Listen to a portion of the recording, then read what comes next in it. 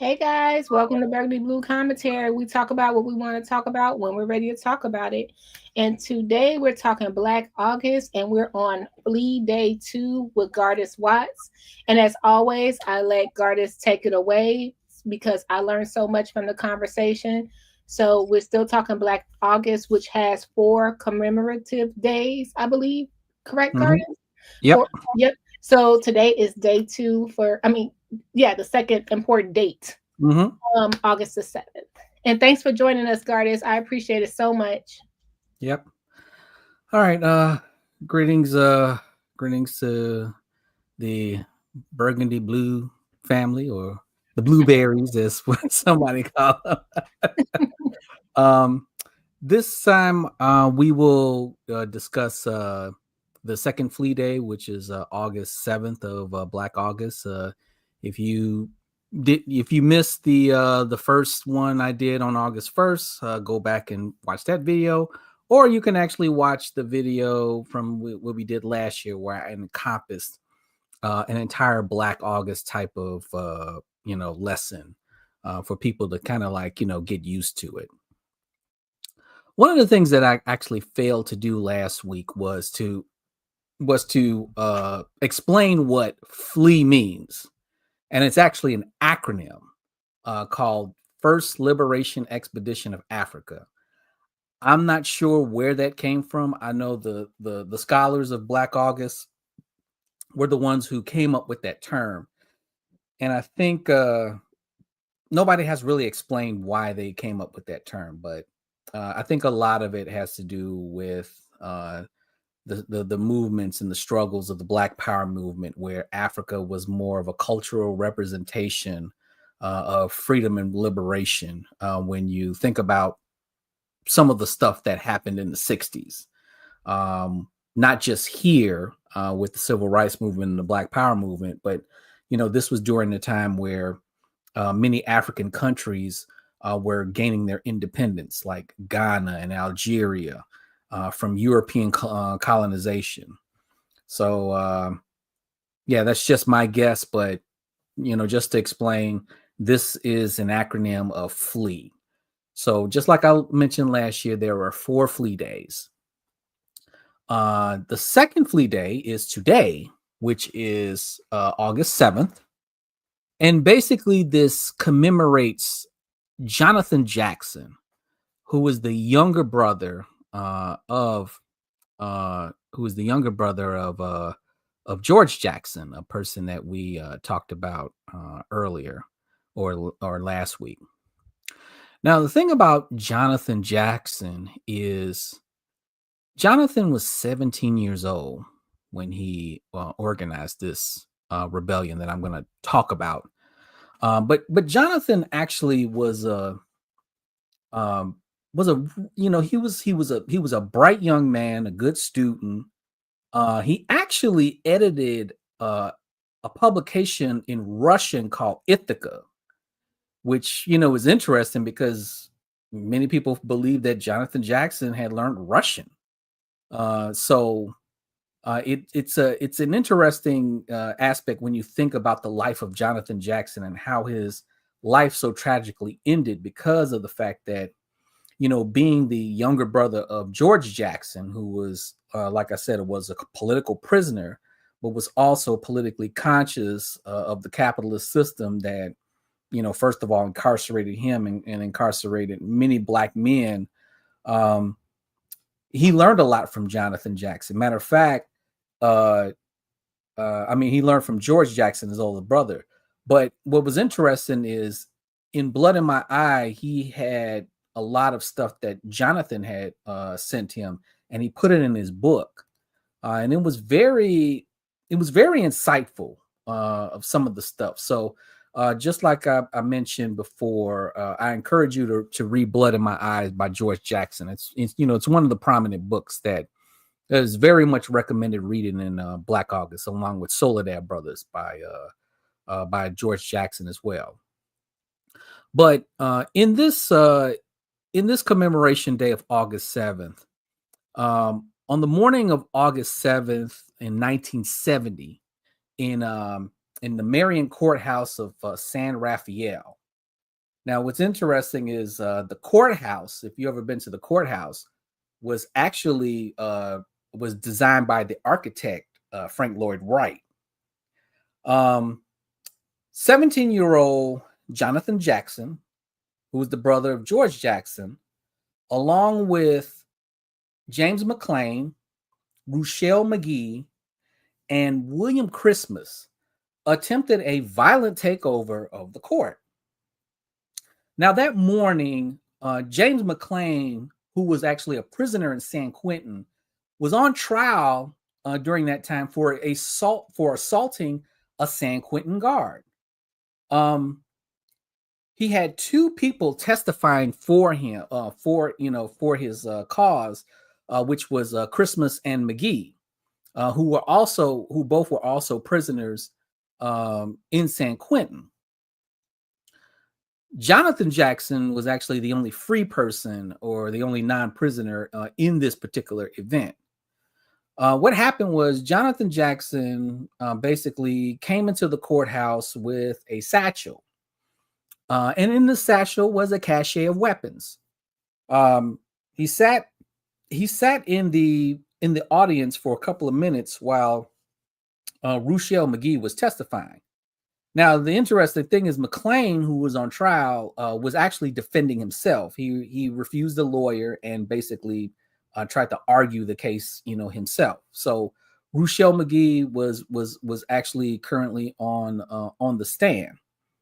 Well, when Jonathan came in, he opened up his he opened up his satchel and pulled out a gun and handed weapons over to Ruchelle McGee and McClain and Christmas, and they basically took over the courthouse, where they basically held the judge of the trial, who was Harold Haley, the deputy district attorney Gary Thomas, and four jurors. I'm sorry, not four, three jurors. Maria Elaine Graham, Doris Whitmer, and Joyce Roduni.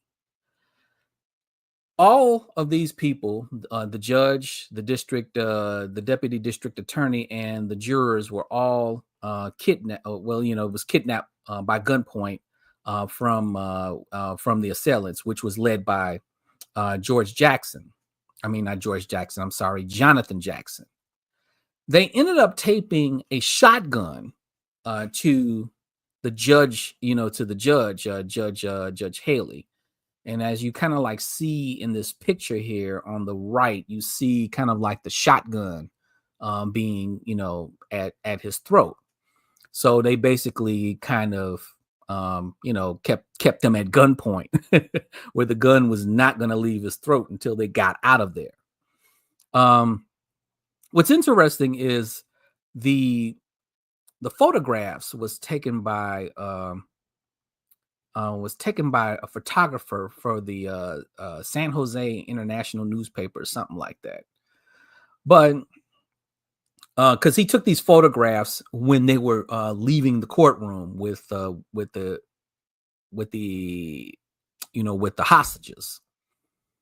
So they left the courthouse and basically got into a yellow van that Jackson had.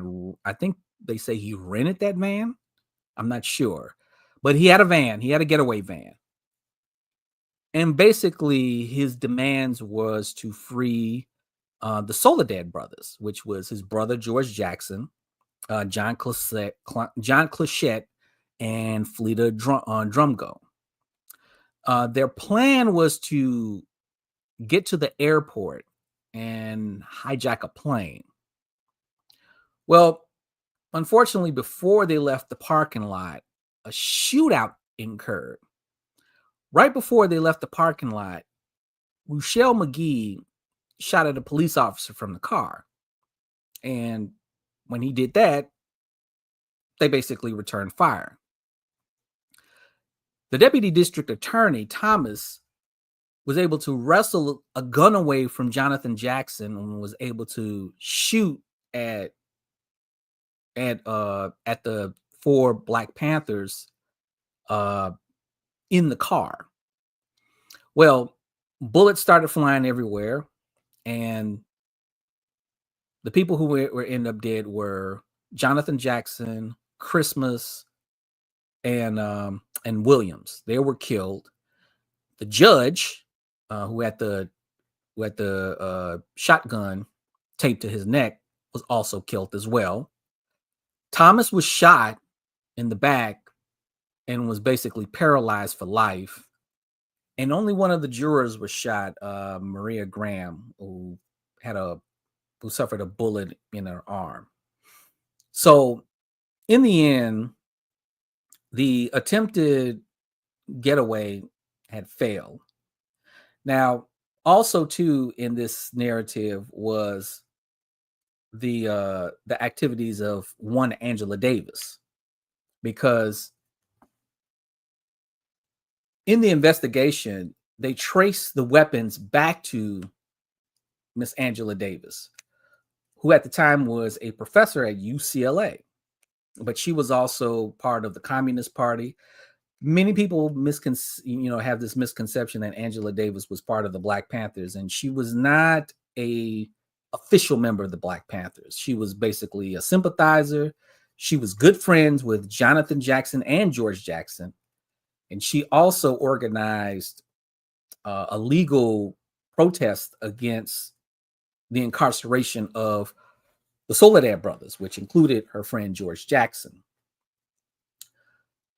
Well, a warrant was out for her arrest, and they basically tried to charge her with the murder as well, the murder of the people who, of the judge, because of the fact that those were her registered weapons. She was on the run for about a couple of months, and then she was caught in New Jersey, where she was flown back to California to basically kind of stand trial. Well, in the trial, she started to get a lot of support, and I'm talking about celebrity support from people like who's the Beatles guy? John Lennon, Jane Fonda, and several other people from Hollywood who basically kind of supported the Black Panther Party. And she started getting international support as well. So in her trial, there were a lot of celebrities that attended, and it was very much, like I said, it was kind of like one of the first high-profile cases, kind of like what you saw in the OJ case in the 90s. Well, surprisingly enough, Angela Davis was acquitted by an all-white jury at that. So she was able to be freed and be acquitted of the charges of murder, even though, like I said, the guns they said were registered to her. So this is basically the day that in Black August we commemorate the efforts of Jonathan Jackson. Now, there have been a lot of conversations in regards to Jonathan Jackson's decision to kind of do this. Many people feel like it was an irrational type of decision. What's surprising is some people kind of speculated if Jonathan was in his right mind and if he was mature enough to pull off something like this. What's interesting is most people like Angela Davis kind of saw this as a modern day slave rebellion. Now many people know there were roughly 220 something slave rebellions that happened in the United States, just the United States, not the entirety. And majority of them were not successful, which probably ended up, when I say not successful, they probably ended up re-enslaving the slaves who tried the rebellion, or they got the slaves killed. And she compared that to a modern day slave rebellion. Dr. King's lieutenant, Reverend Abernathy, actually thought that Jonathan was a kind of a hero, kind of like a dark hero who saw in the face of a court system that was going to incarcerate his brother for the rest of his life, thought that violent resistance was the only answer. And what was interesting is, during this time too, the Black Panther Party started to have this ideological split with the Communist Party. Because if people remember, the political stance of the Black Panthers was they were communists, or to a degree socialists. Some Black Panthers condemned Jonathan for doing this, and others basically kind of praised him. It was interesting because most people in the Communist Party thought that Jonathan did something that shouldn't have been done. But in the grand scheme of things, when you think about going back to the analogy of slave rebellions, yes, a lot of them did not succeed. And, we talked about, and we'll talk about later in the month, the Nat Turner slave rebellion, which was a very important slave rebellion. However, while these rebellions were not successful, they were actually necessary, because these rebellions kind of accumulated over time. Like I said, roughly around 220 something. And it accumulated to the point where the country had to go to a civil war, which to me is kind of like, the big slave rebellion that actually ended slavery in the United States. So for me, I think, while I didn't think that this was a good idea, I still felt that an action like this was necessary. It was necessary to show that there were people during that time that, while it wasn't critically thought out in regards to revolutionary violence, especially when you're talking about what Jonathan Jackson did, it gave some sort of thought behind, is armed struggle viable during this time? Because that was always the question. How do we arm ourselves against a repressive government like the United States? Many people during that time was seeing revolutions around the world, and they were basically bloody. When you're talking about the Cuban Revolution, and you're talking about the revolution in Algeria and several other places around the world, they were bloody revolutions. And many people would wonder if that type of revolution would work here. Well, you have to understand that the United States is, militarily the greatest power on earth, even back then. And to start a violent revolution is something that needs to be hashed out, because I don't think that we're ready for that type of violence. Because if and just like everybody else knows, this country is the master of violence. So to use their specialty against them is not very rational. And I think I agree with Dr. King when he talks about his nonviolent stance. He basically says that Black folks in this country aren't ready to pick up a gun and fight against, this country. And I agree with him. And I think even to this day, we're not ready to do that, because for one, we're not organized. And I think he made an analogy with the Cuban Revolution and how Fidel Castro became successful in that revolution, because he did mention that Castro had the hearts and minds of the Cuban people during that time, where they outnumbered the government of that country and was able to have a successful revolution, even though it started off with around 10 people. But those 10 people was able to get to the rest of the population, which was dissatisfied with the Batista government in Cuba. And when you think about the Haitian Revolution, the slaves outnumber the slave masters like 24-1. So they had the numbers on their side and basically was able to start that revolt and take over the island of Haiti and form their own government. We don't have those type of advantages here.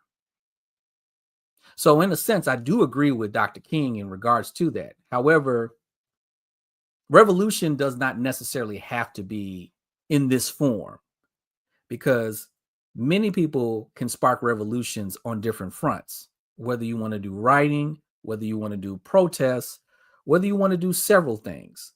But revolution, especially violent revolution or even armed struggle on a grand scale, we're probably not ready for that.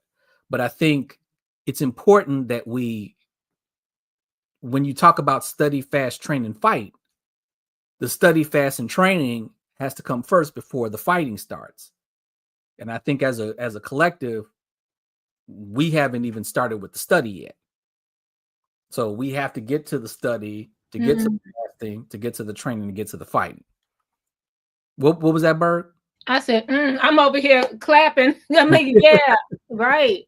Yeah. So we have to get there.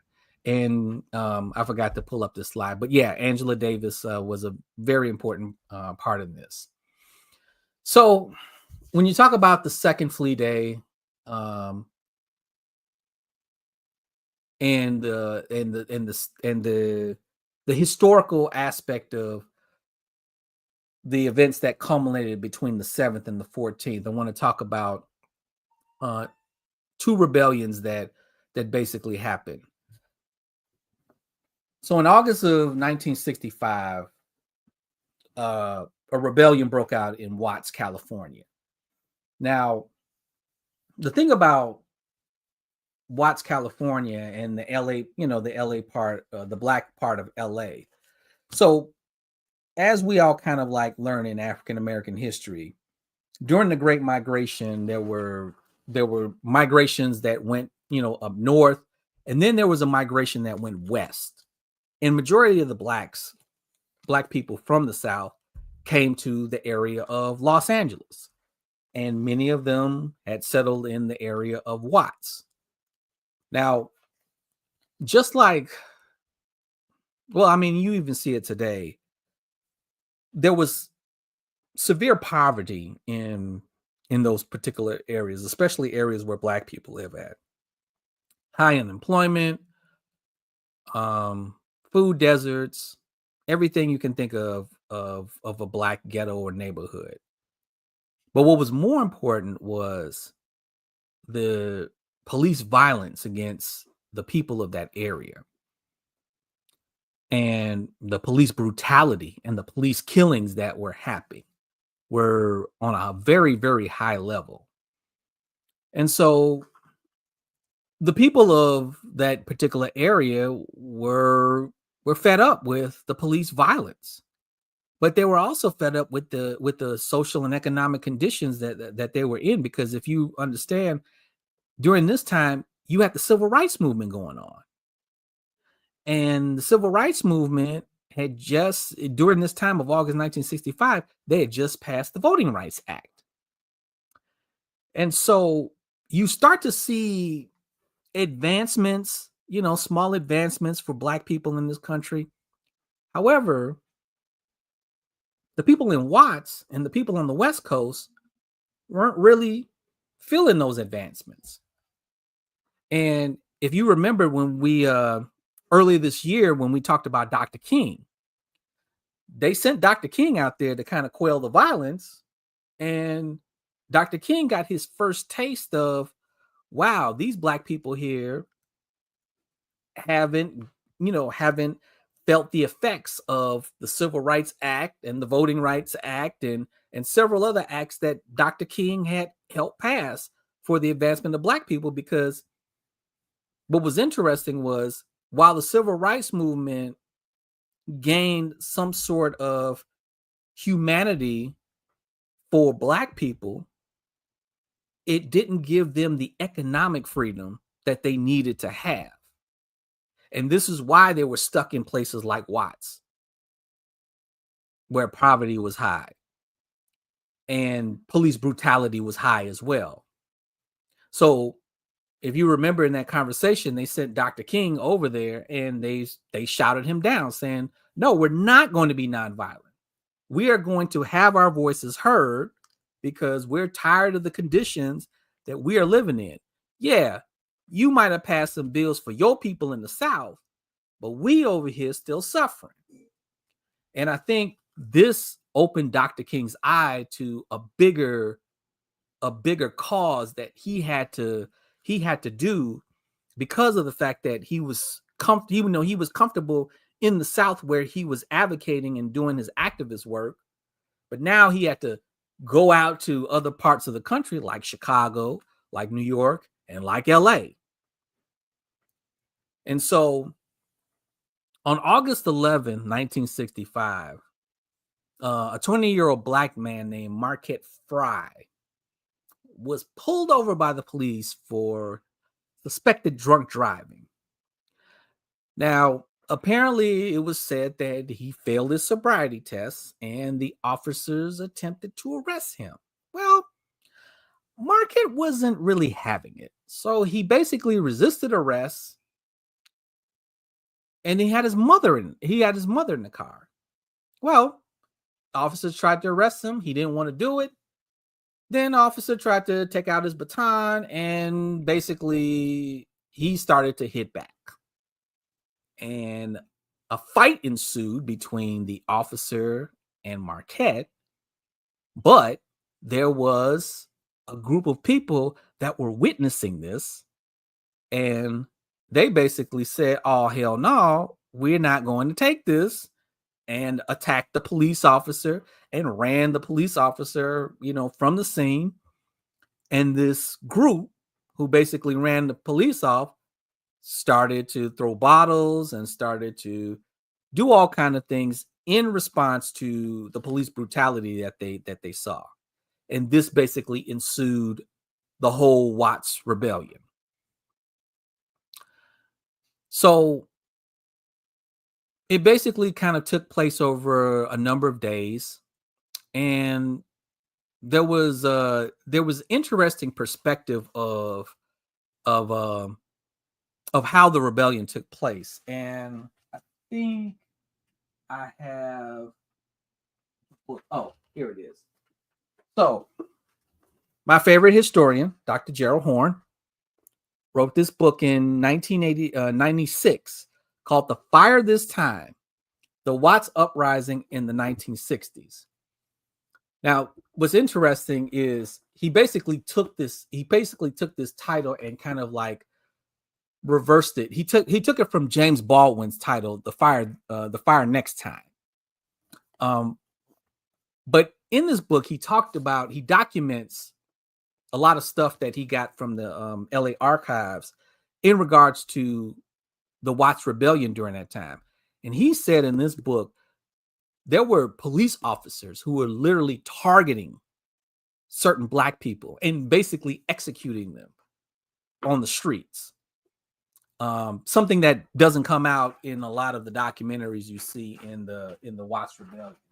So, but I think the Watts rebellion is an important aspect of it, because it's an important aspect of Black August, because that's the resistance that people had against economic and social repression.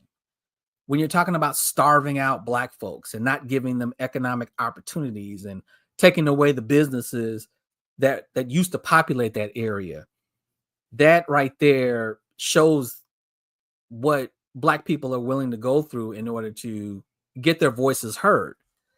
Because as some people say, riots are a voice of the unheard. And these are people that basically wanted to be heard. But also too, the Watts rebellion had basically an interesting effect, and it had this kind of like white backlash, because in this backlash you started to see the gangs that were in LA. So just like here in Chicago, majority of the gangs that were formed were basically political protection units against against white racist violence. Just like in Chicago, LA was experiencing that when the Great Migration happened. Many white people didn't like black folks living in their area, so what do? They threatened them, they bombed their homes, they did all that stuff. Well, the gangs, who weren't gangs at the time, had to be formed as protection units to protect their people in those particular areas. But after the riots, there was a steady flow of drugs that came into that particular area.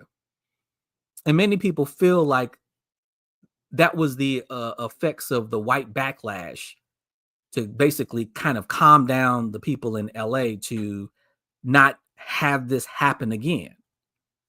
So what do? They empowered the gangs with the weapons, the drugs, and basically kind of set this tone that at the height of the LA gang riot, the LA gang wars in the 80s and 90s, you had over 1 million black men dying, along with hundreds of thousands of people, casualties, dying in that particular gang war. So, but they didn't account for the next LA riot that happened in 1993, which basically set off the gentrification of LA, because now in LA, there's only small sections of places where black folks reside at. Before that time, there was almost 1 million black people in LA, like 40 years ago. Now, there may be 20,000 black people in LA. I'm not sure, but it's not as many as it used to be. But there are some swaps of areas like that are still black, like Inglewood, I believe. Last I heard, Inglewood was still kind of majority black. You got Baldwin Hills. Yeah, and Baldwin Hills. So those areas are still black, but South Central is not black anymore. Compton's not black anymore. So those movies that we saw, Boys in the Hood and Menace Society, yeah, those are time capsules now. Yeah. Those are time capsules. So LA is a very interesting area, but it's also a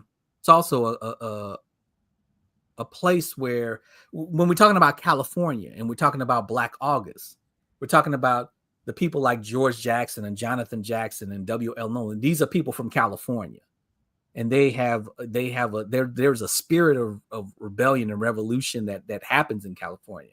Matter of fact, here's another book by Dr. Horn called Armed Struggle, which talks about the California Black Panthers and everybody who associated with the California Black Panthers. But, the Black Panthers, while they were a nationwide and a worldwide organization, that's where they started at, in Oakland, California. So California has a special place in regards to kind of like rebellion. But another rebellion that happened is Ferguson, which happened roughly about 11 years ago. Well, actually 11 years ago around this time, because an 18-year-old young black male named Michael Brown was shot dead by a Ferguson officer named Darren Wilson, which happened on August 9th of 2014. Now, what's interesting about Mr. Darren Wilson was 3 years before he started working for the Ferguson Police Department, he worked for the Jennings, Missouri Police Department, which is roughly about 3 miles from Ferguson. Well, the reason why he went from Jennings to Ferguson was because in 2011, the Jennings City Council decided to dissolve the police department because of the fact that many of the white officers were basically kind of terrorizing the black residents of Jennings, and Jennings is relatively a majority black town. So they decided to dissolve the police department, fire all the policemen that were on the force, which included Darren Wilson, and rehire or hire new police officers for the Jennings Police Department.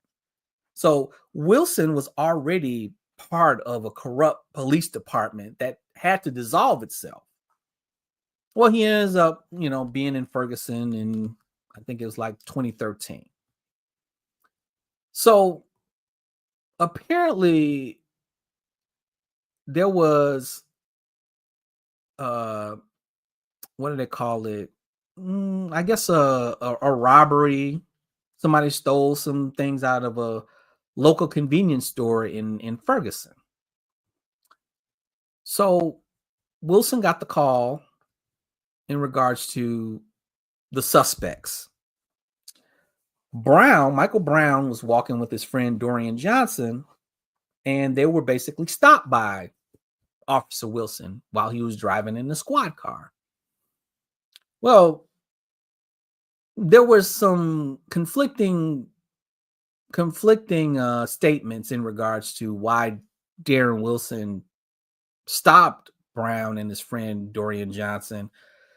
I think the chief of police mentioned that they were walking in the middle of the street and Wilson tried to get them out of the street. But apparently it was more than that, because Brown and Johnson ran from Darren Wilson. And then basically a chase ensued. So Wilson got out of his car and chased the young men. He ended up catching up with Michael Brown, which a struggle ensued. And Darren Wilson ended up taking out his gun and unloading it on Michael Brown because he felt like his life was threatened. Well, Brown was shot dead. And he was basically laying dead on the street for nearly 3 hours before the coroner came and picked him up.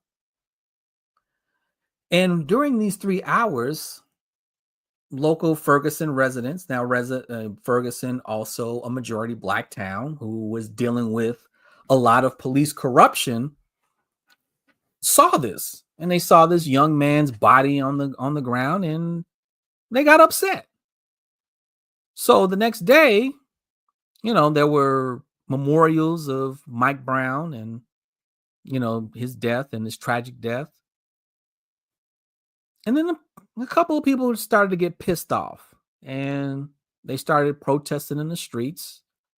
The police told them to go home. They didn't want to go home. And then fights broke out with the cops. And next thing you know, the Ferguson crowd starts to get bigger and bigger, and they started to outnumber the police. And this is how the Ferguson Rebellion had started, which they had to call in the National Guard to kind of quell the violence and basically take over. They had to take over the streets somehow, some way. And just like in Watts, to kind of get their voices heard. So Ferguson became basically a spark for what many people call the Black Lives Matter movement. Now, many people have this misconception that the Black Lives Matter movement started in Ferguson. It didn't actually start in Ferguson. It started with the killing of what's the brother's name who got shot, who got killed in Florida by the toy cop. I can't remember his name. I'm so sorry if I'm ignorant to this, but is that with the hoodie and the Skittle? Yes. What was his name? Why am I the same way? I know, like why am I Trayvon Martin? Trayvon Martin, yes. Yeah. Trayvon Martin, yeah. So it was basically kind of like a hashtag. Thank you, Brandon. Yeah, it was a hashtag. But in this particular incident, where it was, I think it was 3 years after Trayvon Martin, there started to be a little bit of organization with Black Lives Matter. And Black Lives Matter went from being a hashtag to kind of like being an organized type of unit. And you started seeing these protests not just happen in Ferguson, but they were starting to happen in different cities, especially during different times. As you know, here in Chicago, we had the Laquan McDonald shooting, and we had, a lot of unrest during that time in 2015, because it was like almost like that next year where the takeover of Michigan, of Michigan on downtown had happened. So you started to see this formulation of resistance against police brutality. And what's interesting is there were several activists in Ferguson who were actually murdered. Well, people believe that they were murdered. And I think there's investigations going on with certain Ferguson activists. I think the last Ferguson activist that they said, he basically got shot in the back of the head, and I think he was found in a burning car or something like that. So that basically wasn't no accident. So that right there, the Ferguson Rebellion reminded us of the resistance against police brutality. Kind of like just like what happened in Watts, except in Watts, it was more than just police brutality. I think police brutality basically was the culmination of everything. But this basically focused on police brutality because it rallied around the death of Mike Brown. And later on that year, Darren Wilson basically gets acquitted of, well, he doesn't even go to trial. Basically, the DA basically just said, no, there wasn't enough evidence for him to stand trial for murder. So he was basically freed before he even went to a trial. And I think that's what really organized the whole police violence stand against police violence movement. So when you're thinking about that type of resistance, that you see that in the Ferguson Rebellion. Now, just like I said, birthdays of revolutionaries is important. So between the periods of August 7th and the 14th, we have Mutulu Shakur, who was born on August 8th. I'm sorry, that is the wrong year. It's not 1924. He was born in 1950. My apologies on that. Okay. So he was originally named Gerald Wayne Williams. He was a member as a teenager. He was a member of the Revolutionary Action Movement, which is acronym was RAM. And RAM actually was a Black nationalist movement or organization that actually preceded the Black Panthers. Many people say that Bobby Seals and Huey P. Newton were sympathizers in the RAM movement, and that's what caused them to start the Black Panther Party, because I think RAM was formed in 1960 something, 1961, I think. So yeah, they basically preceded the Black Panthers because the Panthers didn't form until 69. So, and RAM was basically kind of like, while there was like a Black nationalist movement, there were more of a communist movement as well, because they were called what they call communist Maoism, which basically followed the tenets of Mao Zedong, who was at one point the president of the Republic of China. And Mutulu Shakur was actually a member of the Republic of New Africa. Now, if you remember from the last week when I did the Black August for Flee Day 1, Chokwe Lumumba was a member of the Republic of New Africa. So Shakur was an acupuncturist that he learned a skill back in the 70s, because he worked at this at this addiction center called Lincoln oh man, I should have wrote this down, but he worked at an addiction center in New York, and he used acupuncture to help people off of addictions, because he was in those early times, he was kind of like a naturalist and herbalist. He liked, doing that stuff. So he always delved into that whole holistic health thing, before it was even popular. So we're talking about the 70s. But he ended up marrying Afeni Shakur in 1975, who, as famously known, the mother of rapper Tupac Shakur. So he was actually Tupac Shakur's stepfather, who Tupac actually, says that he learned a lot from Mutulu when he was around. Well, Mutulu was involved in an armed robbery of a Brinks truck in 1981. But in 79, even before that, he actually helped Assata Shakur escape the country. So when he was caught in 81, he was actually charged with the Brinks robbery, but also charged with helping Assata Shakur escape to Cuba. And he was sentenced to, basically 60 years. Well, around 2021 or so, Mutulu was diagnosed with terminal bone marrow cancer.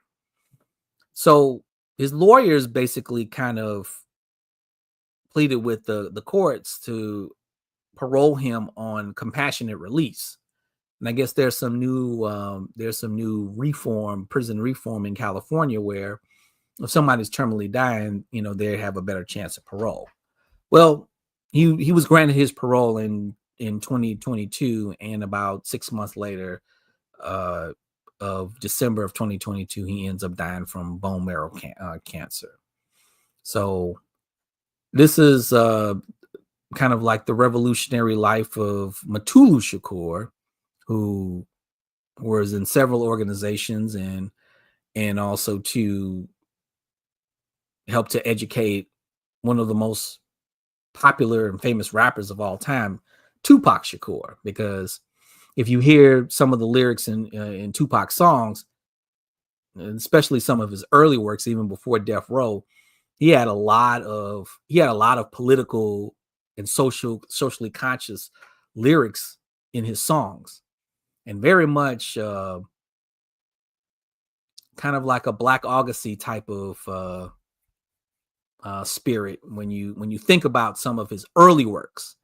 When you're talking about his first two albums, Tupacalypse and Strictly for My Niggas, and even some of Me Against the World too. I think when he went to Death Row, he started doing more the gangster rap stuff. But there were maybe one or two songs that he made still had politically conscious stuff. And then also, like, after his death, he had released a lot of unreleased songs where he still, maybe some songs that he might have wrote in the early 90s that that were released or recorded in the early 90s that were released. So a lot of his political education was from his mother, and also he also credited his stepfather too, because obviously his mother and his stepfather Mutulu, even though they both divorced before he went to jail, he still held high regards to Mutulu Shakur, who, like I said, you would find a lot of his political activism in his music, in Tupac's music, and you'll see a lot of Black August energy in those early Tupac years. So, and that is about it.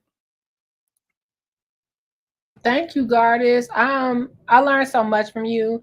I didn't even put the Ferguson situation of Black August together because I just finished watching the film. Is that the one with Michael B. Jordan, right? No, that's Fruitville Station. Oh, that's Fruitville. Oh, I'm so sorry. Yeah. So I was like, I didn't put that together. Okay, so Ferguson was. Thank you for educating me on that, because I was like, wait a minute, is that the same thing? Mm-hmm. So Thank you for that. And thank you for the Matulu Shakur part, because yes, you can definitely hear some of that Black August for certain coming through. Mm-hmm. And this is me on the commentary tip. I feel like before Jada became Jada, we saw a lot of that even on a different world, that the inspiration from Tupac coming through her.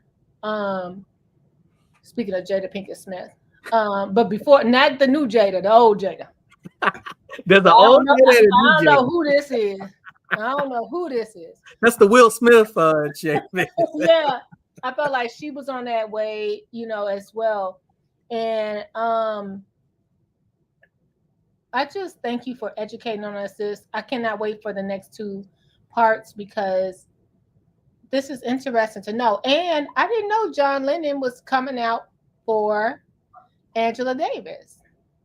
Oh yeah, there was several celebrities who supported Angela Davis, and I think a lot of why the jurors basically sided with Angela Davis was because of the celebrity support she was getting. So what do you think? Okay, so wait, let's get to Choose Compassion questions. You have a couple of questions here. Yeah. Uh-huh. So Choose said Marcus Garvey and Fred Hampton August birthdays. Oh yeah. No, I'm gonna get to those. Don't worry, I'll get to those. I was just doing it in the series that that we're basically having, because I try to get to the birthdays between the flea days that that we're presenting. So when I do Flea Day 3, that's when we get to Marcus Garvey's birthday. So we'll definitely get to that. And Fred Hampton will be on the last Flea Day. Because Fred Hampton's birthday was August 30th, which I want to remind you, Berg, you just like when Chairman Fred Jr. came on the show, he has the street party thing on August 30th. So I didn't know that. Okay, thanks for reminding me. I would love to be there. To be chairman, and that would be at the Hampton House, right? Yeah, he has it on several places on the west side, but he'll basically have something at the Hampton House as well.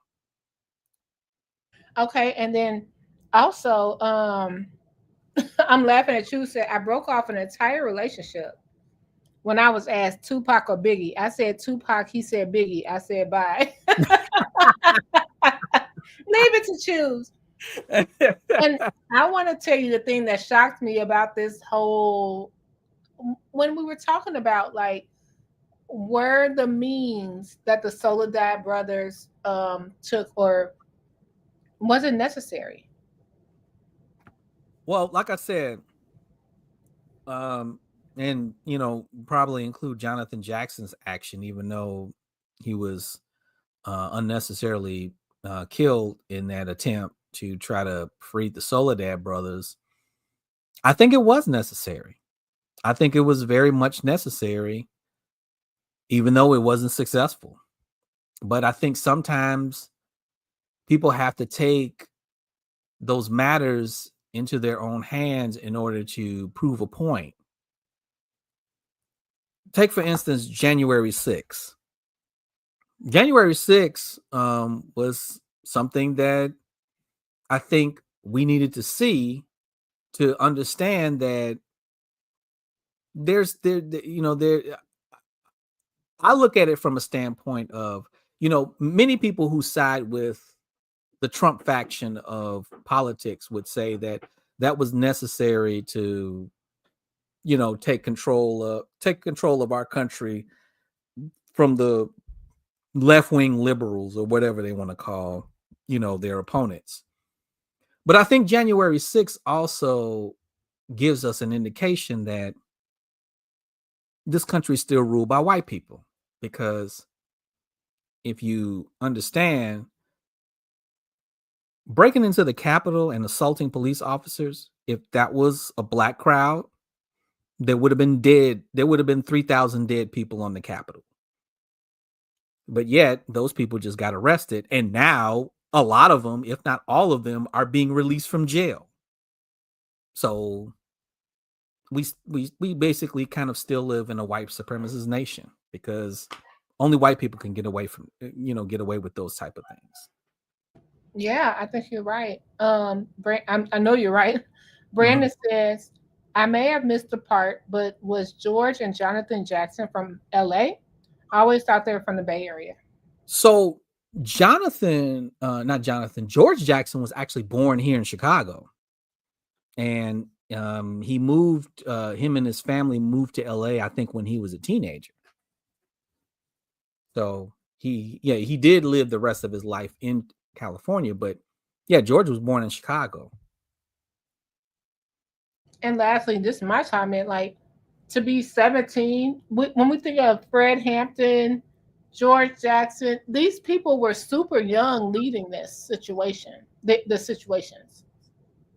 Yeah, and I think a lot of them, a lot of the people that we look up to in regards to revolution were, they were very much young when they started their cause and campaign. I mean, even take a look at Dr. King. He was in his 20s when he started his political activism. And I'm imagining Dr. King, being a theology graduate and getting a doctor in theology from Boston College, coming back home and thinking like, okay, give me a small little church with a congregation and just live the rest of my life out as a pastor, in the South. And then he gets a call to come to Montgomery, to lead the Montgomery bus boycott movement. And that's what kind of launched his whole political activism. So, but he was young at the time. And understand this too, Dr. King never saw 40. He never saw 40. I'm 52. and, Mm. and I think you're past 40 too. So Well, nobody asked you to bring me into it. Okay, so that ends our show. No, but don't yeah, worry. that is so important to know. Like when you see, because when you see things about Fred Hampton's chairman, Fred Hampton Sr., when you see that, you be like, oh, this was a person well beyond their years, even though they look young. No, this was a child that said, I'm sick of seeing what I see. And you know what's so funny? If what would happen if they had the resources we had today? Where would they be? How would they change the world if they even had a sliver of the resources we have today? So, that's an interesting question. And I'm kind of thinking that it may not work out what we think what we think it will be, because think about this. There's so many distractions today that can get us that basically get us away from this stuff. Like, we have all of this information at the tip of our hands. When you're talking about the internet, you're talking about all these devices that access the internet. And unfortunately, we're not any more intelligent than the generations that preceded us, 20, 40 years ago. I mean, do you agree with that? I totally agree with that. And I'm going to add to it. I think we might be a little bit lower in the knowledge because of everything that's so easy at our fingertips.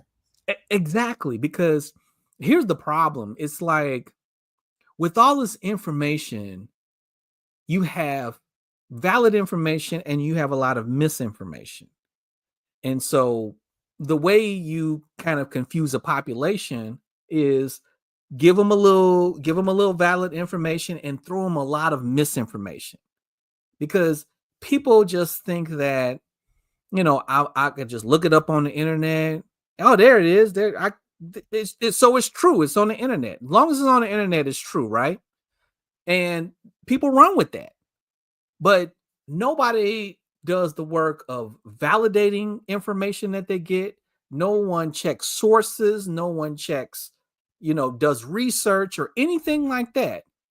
And so they think that if I find it on the internet, then it is true. Or if I ask, nowadays it's even worse, because now you could just ask, AI, hey, Tell me about such and such. And they'll write you like a 10-page paper on it. And we don't even know where they're getting this information from. Oh Well, yeah, for sure. I mean, you get they'll tell you where to get it from, but it's like they just basically kind of like crump this thing together without any critical thinking. See, that's where the dividing line comes. Critical thinking is not very well practiced in our age, and I think that's the problem, and that's why we as this generation are so far behind than the previous generation, because they were critical thinkers. We're, as a collective, we're not. We just accept anything that comes to us. And I was always taught years ago about watching TV and watching the news, or even reading the news, that there always has to be a defensive way of reading the news and taking this information. That there always has to be some critical aspect or element. One of the things that they should put in schools, and especially high schools, is media literacy. And even now, they should put something in there for social media literacy, because I think too many times we might take something on.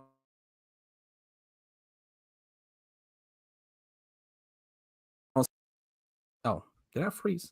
Yeah, you have froze right quick. Oh, okay, sorry. But yeah, I think that's what needs to be taught in the schools, is social media and media literacy. Mm-hmm. Mm-hmm. Because the more followers you got, you must be telling the truth because you got more followers. So I'm just wondering, No, and you're right. It's like nowadays, with the with the power of media, it's easy to do cyber mob action. you know, uh, Certain people might have a certain amount of followers and viewers and stuff like that, and people would follow this character to the ends of the earth. And maybe very few would probably say, yeah, I don't think I want to follow him. But yeah, we have a lot of cyber mob action going on right now, and that's only because people, there's certain people that talks articulately, or they might talk recklessly, which I find kind of strange. It's like, I think the more reckless you talk, the more people you get. And I don't understand that. Maybe it's just my old age, old man age. Like, I don't do reckless anymore. I follow a particular path where, I don't, I don't like follow people that just talks or even does reckless actions, because it's a path of destruction. Whether you talking recklessly in the social aspect, political, spiritual, yeah, it's a path of destruction. And I think it's going to lead certain people to destruction when they think that most of their work has to come from activism from social media, or whatever online platform that you want to rule. And there are certain people who are really smart. I mean, take for the example of Dr. Umar Johnson. I mean, there was a point where I followed him because Dr. Umar was legitimately a smart scholar, and he had a lot of information, and he knows history, and he's legitimately a clinical, clinical psychologist. Like, I remember when people back in the early days fought against Dr. Umar, they found out, like, oh yeah, he really is a doctor. So, what but I mean, about? Oh, I'm sorry. no, go ahead. It was this one guy. I remember being in Chicago. He's online too, around the Dr. Umar time, and he had the cut. Was it color? It wasn't colors. Hidden Colors. Yeah, and he Okay. had 1 and 2, and it was so deep. Remember those DVDs? Tariq Nasheed. And now people don't respect him the same at all because Yeah, of because social media. yeah, well, Tariq Nasheed basically kind of founded something called Foundation of Black Americans, Mhm. and it basically is an offshoot of uh, American Descendants of Slaves, which was founded by Yvette Carnell and Antonio Williams. So this whole aspect of trying to form a Black American identity, Okay. and this is what it is. And I was with them at first. However, the problem I have with that is when you form your identity around reparations, which I totally feel we deserve, but forming an identity around the reparations movement, I think it's a mistake, Mm, because I don't think that that's something that's a base or a foundation to lay our identity on. okay. And when you form an identity, because when you're trying to form an identity, you're trying to create a culture. You're trying to create um, uh, uh, uh, kind of like a shared experience. Because I do believe that we as Black Americans in this country have a unique ethnic identity. Mhm. But this doesn't mean that, because we're still like genetically tied to brothers and sisters from the African continent, because generations before, our ancestors was in Africa, and then they were captured into slavery and they were brought over here, but now we have this experience as Americans. Yes, I do agree that there is a difference between us and Africans, because they have a different cultural experience that we, and we have a different cultural experience than they do. However, we're still tied genetically with them. But just because our experiences are different doesn't mean that we need to separate from them. Mm. And I know there's this back and forth between, well, the Africans don't think much of us, so we shouldn't think much of them, and it's just an entire mess. So that's why I say, if you form an identity revolved around the Black American experience, don't center it around reparations. That's a Uh, separate thing. That's a separate thing that we as people here have to do. When we're talking about forming an identity, let's form an identity around our shared experiences, and not just the experiences of people here. Because when you think about people that were involved in, say, like the civil rights movement and the Black Power movement, um, many people were from other countries and from mhm. other areas. Marcus Garvey was Jamaican, but Mhm. yet he serves as a very important historical figure in Black America, Mhm. because the UNIA was formed here. It was invented. It was founded here. So ADOS basically was formed, but Tariq Nasheed, who was a follower of ADOS, basically got into it with Yvette Carnell, and then um, there was an argument. And see, this is why I'm saying, when you form an identity around reparations, you get stuff like this, because apparently there was an online beef between Yvette Carnell and Tariq Nasheed, because I think Tariq had argued that the reparations claim should be based on lineage.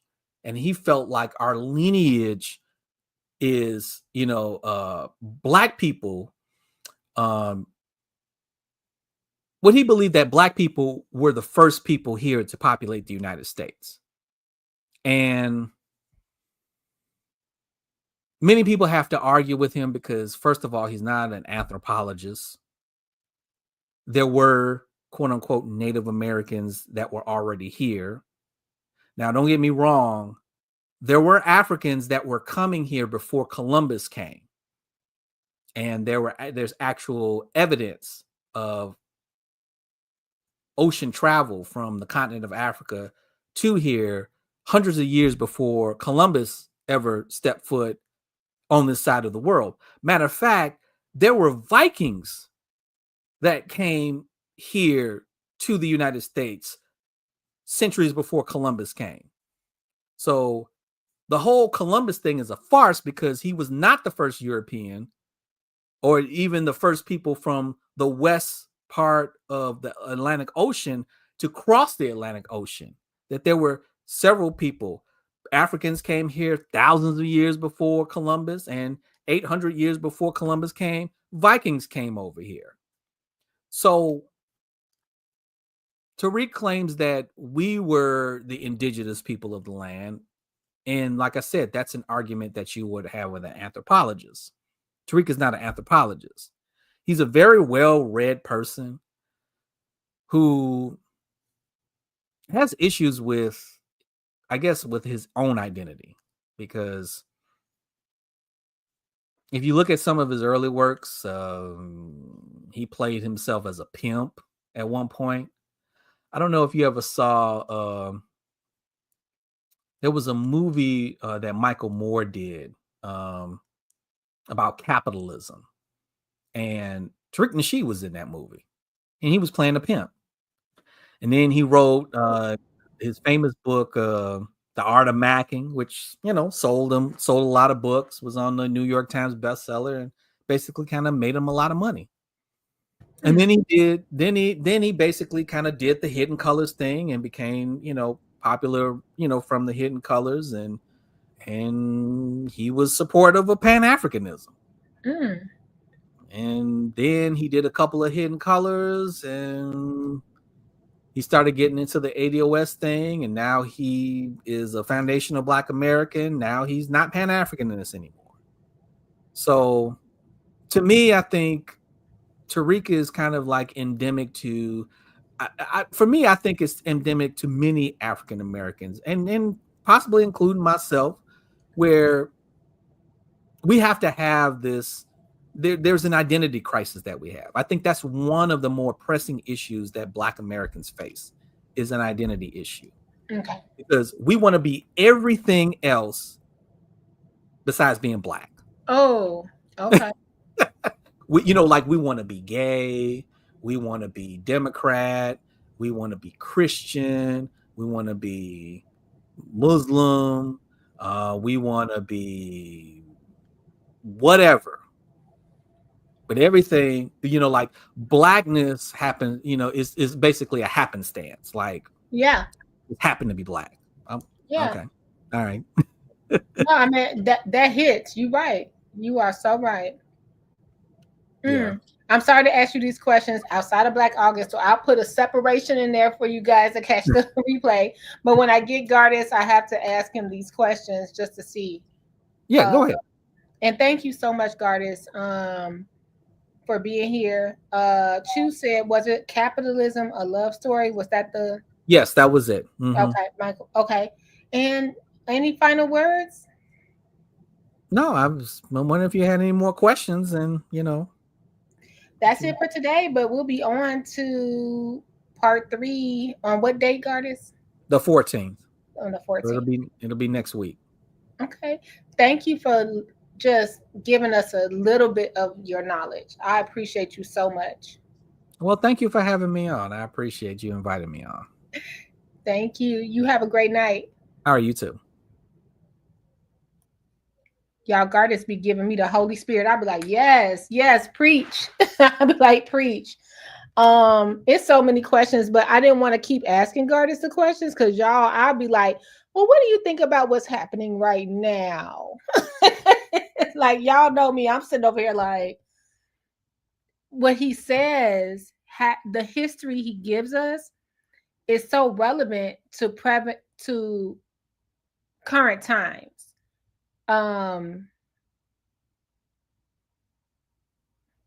Especially where I live too. Nothing's touching what happened in Black August, but it's just so relevant where I'm like, we didn't even begin to organize, strategize, come together.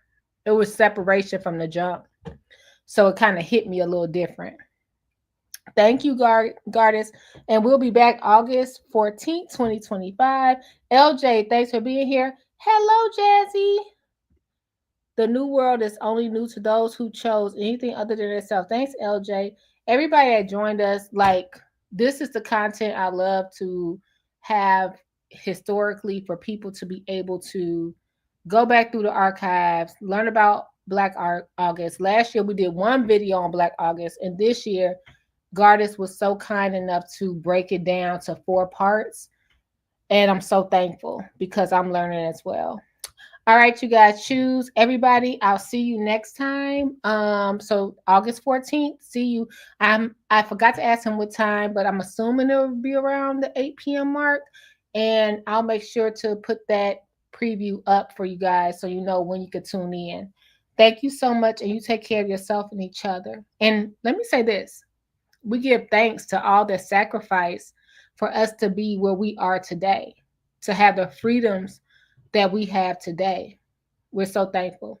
Take care of yourself and each other. Bye.